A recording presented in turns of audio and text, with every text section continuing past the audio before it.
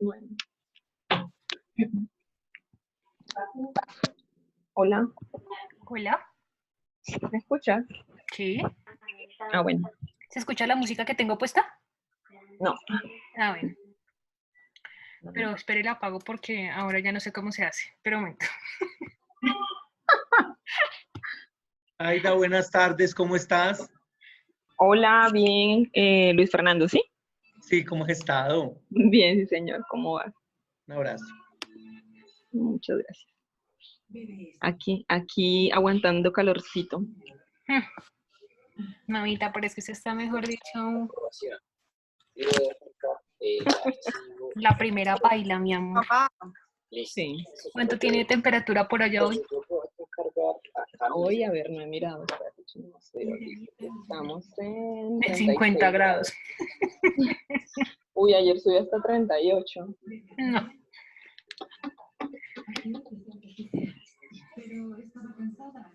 hola Zaida, ¿cómo va la nueva mamá? Hola, profe Adri, bien, sí, señor, aquí aprendiendo. ¿Ya cuánto tiene? Ya cumplió 4 mesecitos y 22 días tiene hoy. Qué bueno, felicitaciones, me alegra. Muchas gracias, sí, ahí va creciendo, muy sanito, gracias a Dios.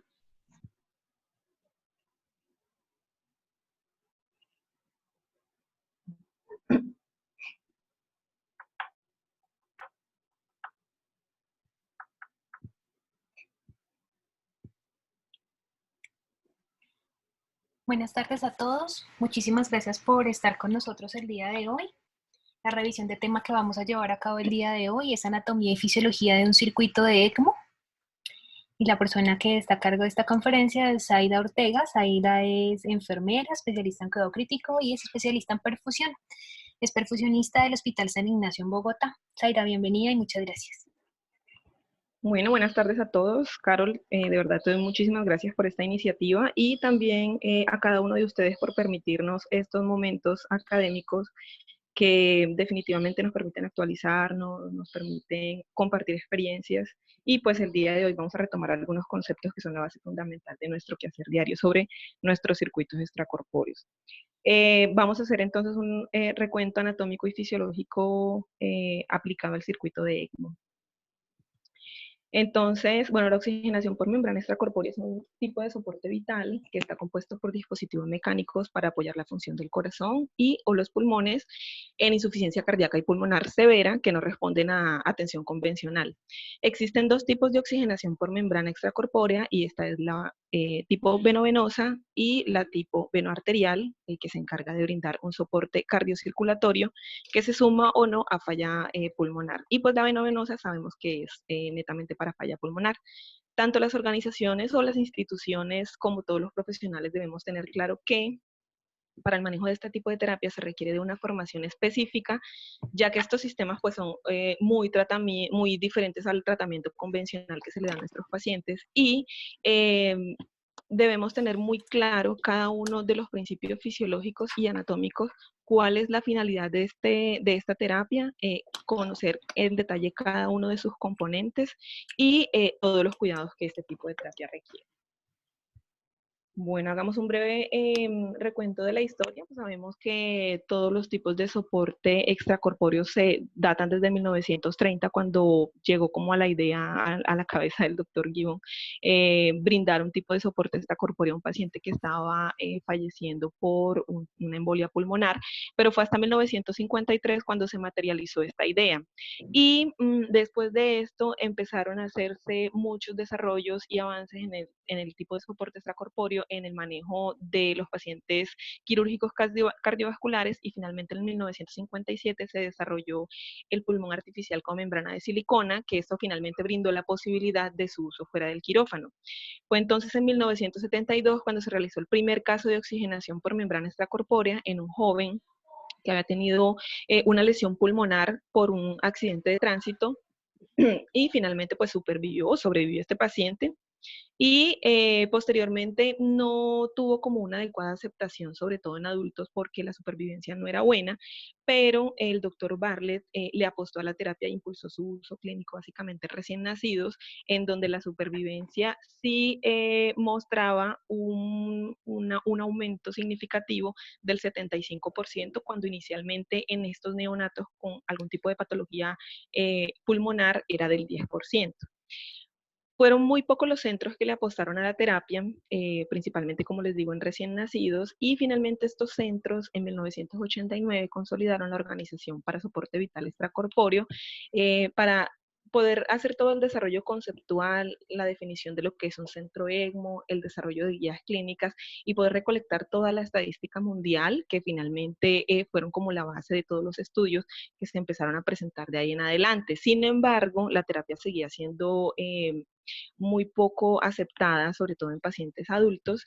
Y finalmente, en el Reino Unido, de manera regionalizada, se empezó a hacer un estudio, que este fue el estudio César, y que empezó a mostrar todas las ventajas inherentes del ECMO veno-venoso en falla respiratoria. Estos resultados fueron publicados en el 2009, que finalmente coincidió con la pandemia del H1N1 y finalmente mostró un aumento de sus resultados, fueron resultados alentadores, y pues en la actualidad los avances tecnológicos, así como el creciente conocimiento y la experiencia de muchos centros han resultado en un mayor uso de este tipo de terapia con mejores resultados. Entonces, la oxigenación por membrana extracorpórea consta de un conjunto de órganos artificiales y equipos desechables que permiten el soporte mecánico en la falla cardíaca y o pulmonar durante días, semanas o incluso meses. Siguiente. Este conjunto de órganos artificiales se resume en una palabra que es el circuito. Y es importante tener en cuenta que el circuito debe cumplir con unos requerimientos específicos, como es tener componentes completos que sean capaces de suplir las demandas metabólicas de nuestro paciente mientras se recuperan los órganos enfermos, principalmente dos procesos importantes de la perfusión tisular, que son la entrega de oxígeno y la eliminación de CO2. El circuito, en la medida, tratar de que sea simple y corto, ya que confiere una facilidad para su manejo y seguridad y evita elevadas resistencias. Además de eso, un circuito corto va a permitir menor respuesta inflamatoria, menos áreas de turbulencia, evita altos volúmenes de primado, que esto finalmente se traduce a fuga capilar posteriormente, y pues también hay menor pérdida de calor en el paciente. Y a la vez, aunque sea un circuito corto y simple, debe, o en la medida de lo posible, debe proveer accesos adicionales para otras modalidades terapéuticas, como es la hemofiltración o adicionarle terapias de reemplazo renal continuo según los protocolos institucionales. Además de eso, debemos asegurarnos de que sean circuitos biocompatibles para poder favorecer la reducción de los efectos deleterios del contacto de la sangre con estas superficies no endotelizadas. Siguiente, por favor. Entonces, aunque el circuito ha sufrido una serie de modificaciones desde sus inicios, el circuito consta de unos componentes importantes que son la cánula, la tubería, la bomba de sangre y unos componentes adicionales que los menciono en el círculo naranja. Pero hay dos cosas muy importantes en el circuito, y es que está hecho de diferentes biomateriales que pueden inducir a la trombosis, por lo cual se hace necesaria la anticoagulación, y aunque no se, aunque no se vaya a brindar de pronto un soporte total al paciente, el circuito siempre debe ser diseñado pensando en un soporte total. Es decir, la tubería, los conectores, la bomba y el oxigenador deben estar en la completa capacidad de proporcionar el soporte que el paciente requiere en ese momento. Siguiente. Entonces, tenemos que el diseño de circuito puede variar dependiendo de la edad del paciente, las necesidades fisiológicas, los protocolos institucionales. Sin embargo, por cada nivel de complejidad va a requerir de unas generalidades de este circuito y de un profesional exclusivo para su cuidado y estar preparado para cualquier accidente o eventualidad que se presente con este circuito. Entonces, tenemos que a grandes rasgos el circuito consta de tres partes importantes. Una, que es el lado venoso o el lado premembrana. Allí es donde se va a producir el drenaje de sangre del corazón hacia el circuito. Este es un lado que va a tener presión negativa y va a ser generada por la parte superior de la bomba, como lo vamos a ver más adelante.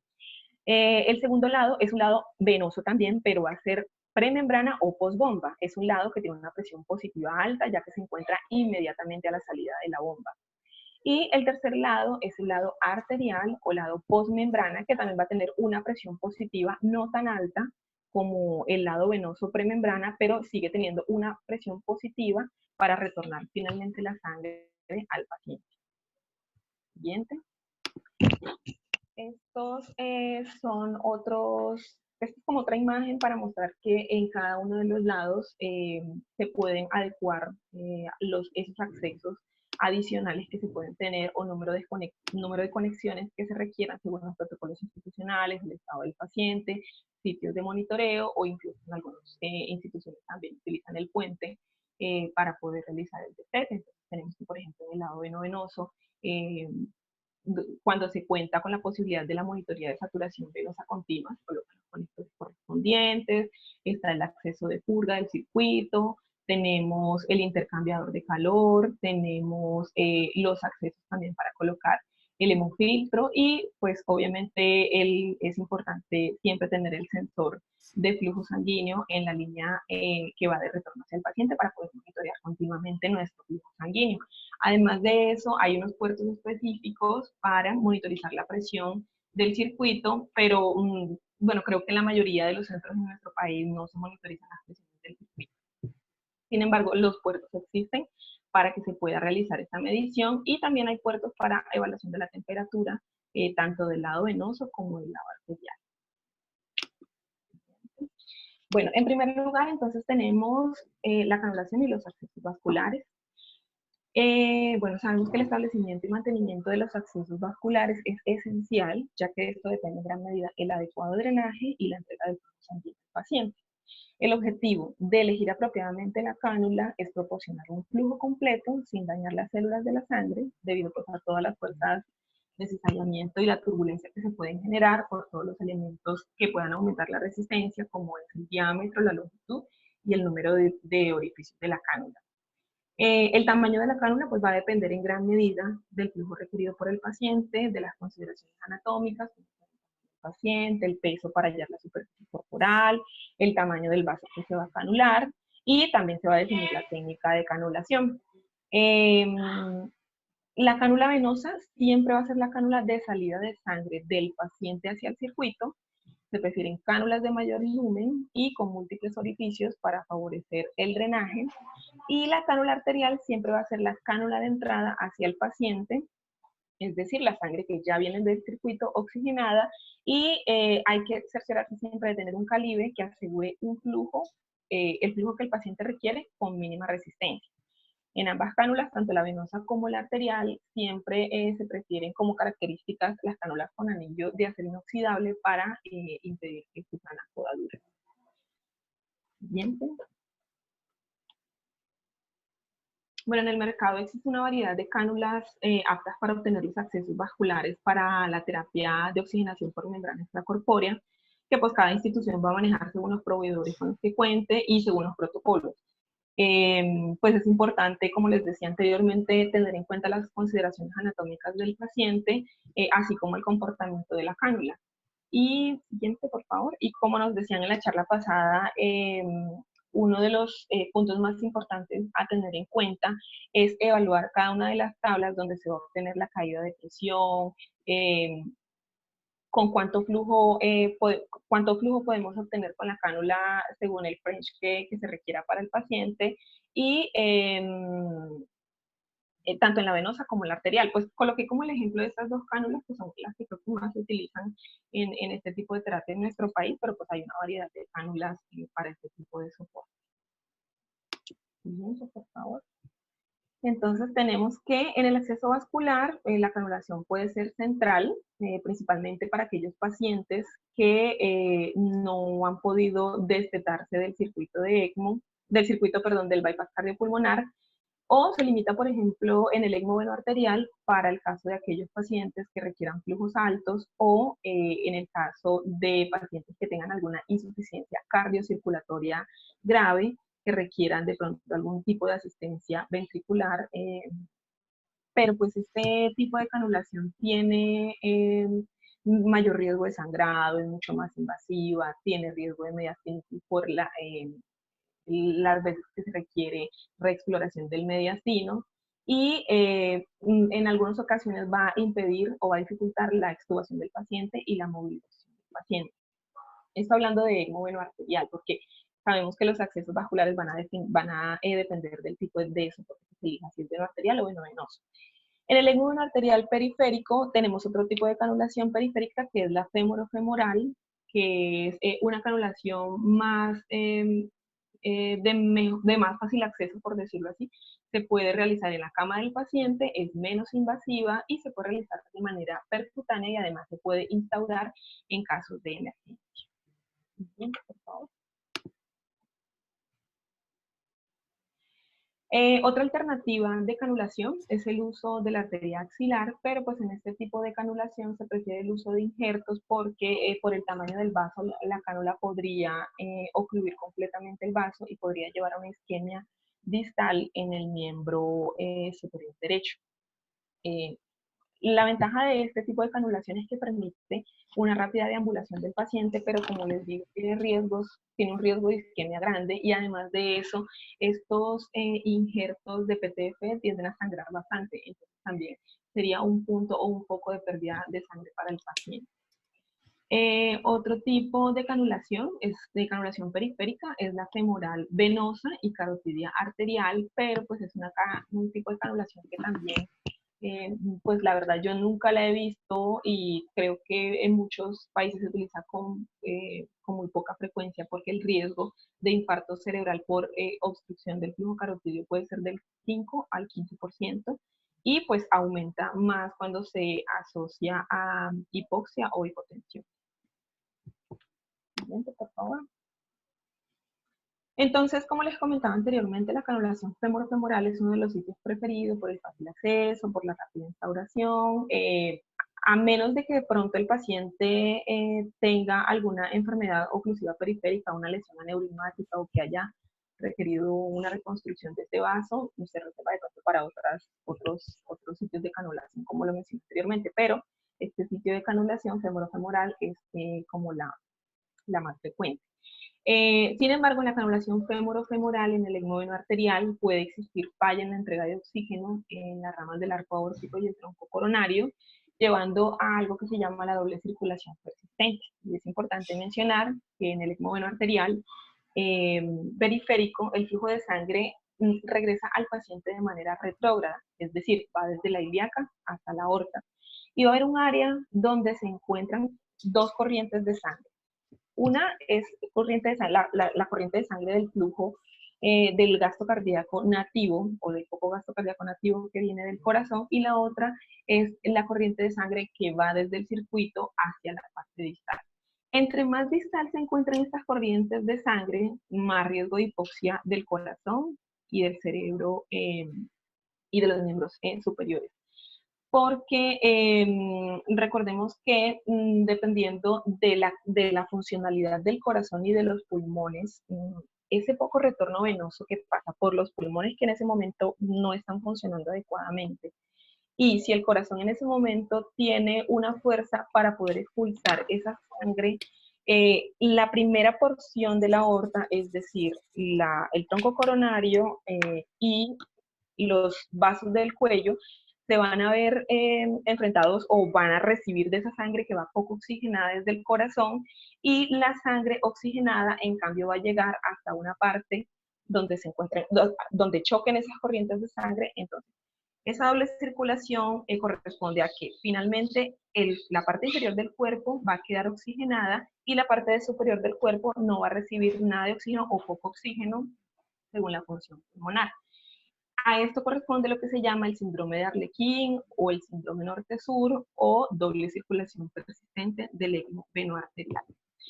Este problema se puede resolver con aumento de los parámetros del ventilador, pero pues si el paciente no tiene una adecuada función pulmonar, probablemente la respuesta no va a ser la esperada.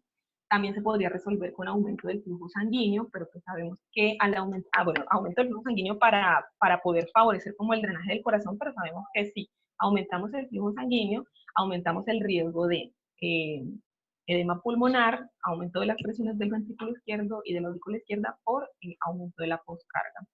Y la otra alternativa que se puede utilizar es una canulación yugular para poder llevar de la línea arterial sangre oxigenada hacia la aurícula derecha y que esa sangre oxigenada haga su recorrido por el pulmón y por el corazón para cuando se expulsa la aorta llegue a la parte donde estaba llegando anteriormente la sangre oxigenada, que sería el tronco coronario y los vasos del cuello. ¿Listo? Siguiente, por favor. Este es otro tipo de canulación que se puede utilizar, por ejemplo, la doble canulación femoral y jugular, cuando probablemente no hay un adecuado drenaje de la parte superior del cuerpo. Entonces se drena por la femoral y por la yugular para favorecer el drenaje venoso y posteriormente llega la sangre oxigenada a una cánula femoral. O también tenemos una doble canulación arterial, que es femoral y carotidia, para favorecer la entrega de esta sangre oxigenada y una única canulación femoral de drenaje. Siguiente, por favor. En el ECMO venoarterial, entonces tenemos que se puede canular en la femoral, se puede canular en la yugular interna y tenemos para drenaje, porque sabemos que en el ECMO veno-venoso tenemos un drenaje venoso que va desde la femoral, llega al circuito y se regresa oxigenada hacia el sistema venoso para llegar a la aurícula derecha, pasar por los pulmones y que finalmente llegue al corazón para ser expulsada al resto del cuerpo. Pero también hay un tipo de cánula que es una cánula con doble lumen, que es la Avalon, va de 16 a 31 French, y permite drenar la vena cava y superior por unos orificios que se encuentran correspondientemente en cada lado, y tiene un orificio central a donde llega la sangre oxigenada, que este orificio se encuentra de frente con la válvula tricúspide para poder entregar la sangre oxigenada y que continúe su recorrido por el corazón. Siguiente, por favor. Hay un problema o una limitación en el ECMO veno-venoso que se relaciona con la posición de las cánulas y es la recirculación, y esta ocurre, sabemos, cuando se encuentra la cánula de drenaje con la cánula de entrega. Esto sucede cuando las cánulas probablemente están a una distancia menor de 10 centímetros. Entonces, gran parte de la sangre oxigenada se regresa al circuito y no pasa o no llega al corazón para ser distribuida al resto del cuerpo. Entonces aquí tenemos un problema importante porque no le estamos entregando sangre oxigenada como corresponde al paciente. Hay una forma para poder evaluar el factor de recirculación y me parece que es algo que debemos tener en cuenta siempre cuando tengamos un paciente con ECMO veno-venoso para evitar este problema en el ECMO, en este tipo de ECMO. Siguiente, por favor. Bueno, el segundo componente importante del circuito es la tubería. Entonces, la tubería es, por decirlo de alguna manera, los vasos de nuestro circuito que van a conectar la cánula con el sistema de oxigenación. La finalidad de la tubería pues, es conducir la sangre del paciente a través de los diferentes componentes del circuito y debe cumplir con unas características importantes, y es tener en cuenta los materiales con que se elabora, que generalmente es de cloruro de polivinilo con plastificantes para poder brindarle o determinar la dureza y la flexibilidad del tubo. Debe tener una superficie interna lisa que en lo posible tenga recubrimiento biocompatible, porque sabemos que es una superficie no endotelial, es decir, no fisiológica, y tener en cuenta la longitud y el diámetro para evitar altas resistencias en el circuito. Hay un conjunto de diferentes tuberías de diferentes diámetros, pero tenemos en cuenta que en los pacientes adultos o pacientes mayores de 10 kilos se utilizan generalmente tuberías de 3 octavos y en pacientes pediátricos se utiliza tubería de 1 cuarto. Saber, por ejemplo, que la tubería de 3 octavos en un adulto puede movilizar con una presión de 100 milímetros de mercurio, puede movilizar aproximadamente 5 litros por minuto. Este es un cuadrito como para mostrarle más o menos cuánto puede movilizar cada tipo de tuberías si se tiene de pronto una presión de 100 milímetros de mercurio. Siguiente, por favor. El tercer componente importante es la bomba de sangre. Las bombas centrífugas son las ideales definitivamente para el soporte vital extracorpóreos y estas no eran utilizadas comúnmente en décadas pasadas, pero en la actualidad existen centrífugas de nueva generación que se controlan por una consola, provocan menor fricción, resultan en menor hemólisis, y brinda pues toda la fuerza que se regula por rotaciones por minuto para proporcionar el flujo sanguíneo que el paciente necesita, el cual, como les decía anteriormente, se debe medir con un sensor hemodinámico que se coloca en la línea arterial y sabemos que pues las bombas centrífugas son de naturaleza no oclusiva. Este pues es un ejemplo donde muestra algunos de los tipos de bombas centrífugas que se utilizan para el ECMO con su correspondiente volumen de primado y el flujo máximo que puede otorgar cada bomba. En la actualidad, como les decía, las bombas centrífugas están diseñadas para proporcionar menor calor y menor riesgo de coagulación también de la sangre en dicho componente. Por favor. Entonces, si hablamos de la anatomía de una bomba centrífuga, tenemos que la bomba centrífuga es de forma piramidal, que en el vértice tiene una vía de entrada central que permite que la sangre ingrese de manera homogénea y que se distribuya por todas las palas rotatorias sin provocar estancamiento o estasis de la sangre. Esta es otra... ¿les pasa la imagen, por favor? Este es otro tipo de imagen, por decirlo así, para mostrar la anatomía interna de la bomba, y es que corresponde a una entrada, tiene los conos o palas rotatorias, tiene en la base la salida y una unidad magnética o el imán que le permite acoplarse al cabezal de bomba, y la mayoría de las bombas tienen un eje rotatorio que le permite, cuando se acople al cabezal de la bomba, poder generar la energía cinética para el flujo sanguíneo. Por favor. Entonces tenemos que en la actualidad hay dos tipos de bomba, y es la bomba que tiene una unidad magnética con eje de rodamiento y una unidad magnética que trabaja por suspensión o con un campo magnético, que en este caso pues está la electrónica.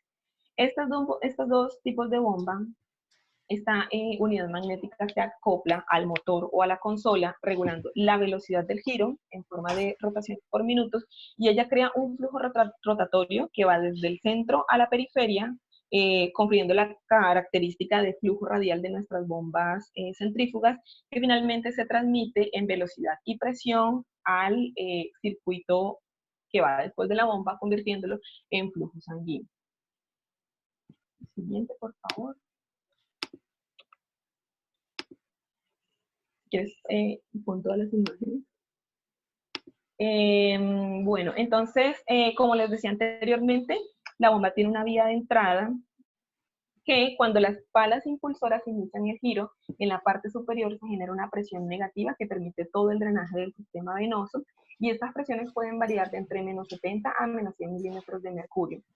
Cuando la línea de drenaje se encuentra ocluida, esta presión puede elevarse hasta menos 300, puede, tornarse más negativa hasta menos 300 milímetros de mercurio, y de no resolverse el problema puede llegar hasta los menos 700 milímetros de mercurio, causando algo que se llama el fenómeno de cavitación, que de no resolverse se manifiesta con adhesión de las paredes del vaso a los orificios de la cánula, y esto forma un movimiento en la tubería que le conocemos como, en un término inglés que se llama shattering, o bamboleo, pues en nuestro término muy colombiano, y de no resolverse puede provocar aspiración de gases que finalmente puede llevar a despurga del circuito y con consecuencias fatales para el paciente de no resolverse a tiempo. Esto se podría manejar bajando las revoluciones por minutos de la bomba y obviamente pues resolviendo cualquier alteración que se pueda presentar en el lado de drenaje venoso. Como les decía, En la base, la bomba tiene la vía de salida, que aquí finalmente es donde se va a generar toda la energía cinética para provocar una presión positiva que puede ir desde 250 hasta 300 milímetros de mercurio, que finalmente va a crear el flujo sanguíneo, que en este tipo de bombas, por ser de naturaleza no oclusiva, producen un flujo laminar, es decir, un flujo más organizado que finalmente va a ser entregado a nuestro paciente. Siguiente, por favor. Zaida, vamos a reiniciar la conferencia porque ya nos quedan 4 minutos. Entonces, vamos a reingresar. Vale, pues.